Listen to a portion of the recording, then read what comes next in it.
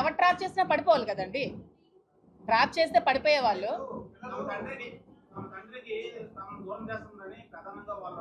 తమ తండ్రి అన్నారు కదా, ఈ 2 years లో తండ్రి ఎక్కడున్నాడో, తిన్నాడా, ఉన్నాడా, ఇల్లుందా, ఎక్కడున్నాడో, ఏ రోడ్డు మీద ఉన్నాడో ఎవరికైనా తెలుసా? చాలా మంది వచ్చేవాళ్ళు కదా అతను ఇంటర్వ్యూస్ తీసుకోవడానికి. అతను ఎలాంటి సిచ్యువేషన్ లో ఉండేవాడో, కొన్ని రోజులు రోడ్డు మీద ఉన్నారు. ఆ విషయం తెలుసా పిల్లలకి? మరి అప్పుడేమయ్యారు పిల్లలు? అది తండ్రి కోసం వాళ్ళు ఇక్కడ ఏం జరిగిందో అది మీరు వాళ్ళకి శ్రీని గారికి అడిగితే మీరు చెప్తారు అక్కడ ఏం జరిగింది. నేను ఆ సిచ్యువేషన్ లో లేను. నాకు తెలిసింది ఏమంటే 2 years గా అతను చాలా స్ట్రగుల్స్ ఫేస్ చేసి ఇంటికి తాళం ఆవిడ వేసేస్తే నడి రోడ్ మీద ఉంటే మేము చూసుకోవాల్సి వచ్చింది. ఈవెన్ ట్రాప్ చేసి అంటారు కదా, ఎందుకు?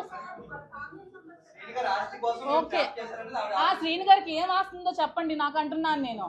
శ్రీని గారికి ఉన్న ఆస్తి ఏమిటి? శ్రీని గారికి ఉన్న ఇల్లు వాణి గారికి ఇచ్చేశారు. శ్రీని గారికి ఉన్న ఫ్యాక్టరీ వాణి గారికి ఇచ్చేశారు. శ్రీని గారికి బ్యాంక్ బ్యాలెన్స్ కూడా 0. శ్రీని గారికి అంటూ ఏం ఆస్తి లేదు. సో నేను శ్రీని గారిని దేనికోసం ట్రాప్ చేస్తానో మరి వాళ్ళకే తెలియాలి. ఎక్కడ సంపాదించారంటే కొంచెం చెప్పండి నాకు కూడా డీటెయిల్స్ ఏమైనా ఉంటే. మరి ఏమైనా మీరైనా ఎంక్వైరీ చేయండి. నాకు తెలిసి శ్రీని గారి పాలిటిక్స్ లోకి వచ్చి నీతి నిజాయితీ ఉన్న నాయకుడు ఎవరైనా ఉన్నంటే శ్రీని గారే. అతను ఏమైనా కరప్షన్ చేయరు సంపాదించడానికి. అతని దగ్గర ఆస్తులు అంటూ ఏమీ లేవు, ఉన్నవన్నీ ఫ్యామిలీకి ఇచ్చేస్తారు. సో అతన్ని ట్రాప్ చేసి నేనేం లబ్ధి పొందాల్సిన అవసరం నాకు లేదు. నేను ఫైనాన్షియల్ గా వెల్ సెటిల్డ్. నాకు వైజాగ్ లో నాకు ఆస్తులు ఉన్నాయి. మా ఫ్యామిలీ వాళ్ళు శ్రీకాకుళంలో ఎవరికైనా చెప్తారు చాలా వెల్ సెటిల్డ్ ఫ్యామిలీ.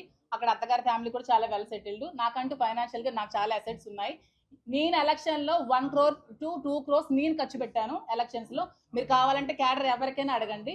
ఎలక్షన్ ముందు నేను ఎంత డబ్బులు ఖర్చు పెట్టానని చెప్తారు. నా పర్సనల్ గా నా అమౌంట్ నేను ఎలక్షన్ లో ఖర్చు పెట్టి ఎలక్షన్ చేశాను. సో దేనికోసం ట్రాప్ చేయాల్సిన అవసరం నాకైతే లేదు. ఇది క్లారిటీగా తెలుసుకుంటే చాలా మంచిది.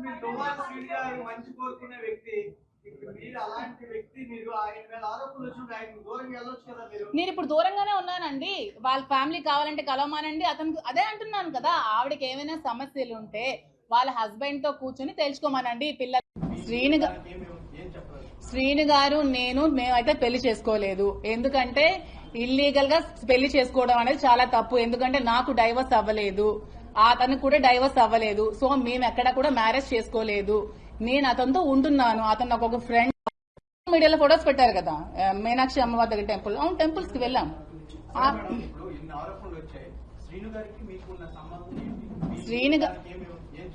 శ్రీని గారు మేమైతే పెళ్లి చేసుకోలేదు. ఎందుకంటే ఇల్లీగల్ గా పెళ్లి చేసుకోవడం అనేది చాలా తప్పు. ఎందుకంటే నాకు డైవర్స్ అవ్వలేదు, అతనికి కూడా డైవర్స్ అవ్వలేదు. సో మేము ఎక్కడ కూడా మ్యారేజ్ చేసుకోలేదు.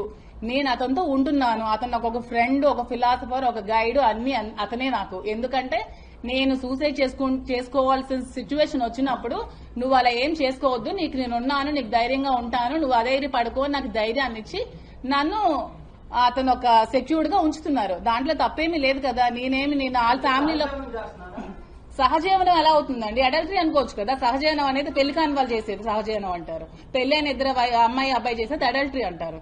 అడల్టరీకి అక్కడ సుప్రీంకోర్టులో కూడా ఇది ఏం లేదు. దాన్ని